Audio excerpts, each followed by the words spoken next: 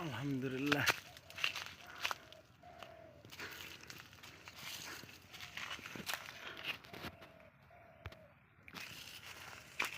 এবার আমার এই বছর দিয়ে আমার 4বার আম নেওয়া হবে, আল্লাহ যদি রহম করে।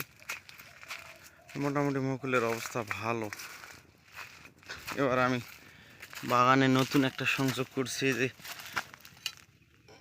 কাণ্ডতে মানে গোড়া থেকে চুন দিয়েছি।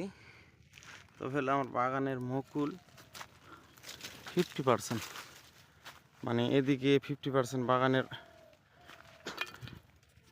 বাগানের অর্ধেকটা আমি হরমোন দিয়েছিলাম, মানে হিউমিক অ্যাসিড। এদিকে মুকুল 100%, মুকুল এমন কোনো ডাল বাদ নাই। আর আমার বাগানের উত্তর দিকে হলো আমি হিউমিক অ্যাসিড দিইনি, সেখানে আমি দেখাবো। ওখানে 30% 40% হলো মুকুল। সব মিলে আলহামদুলিল্লাহ।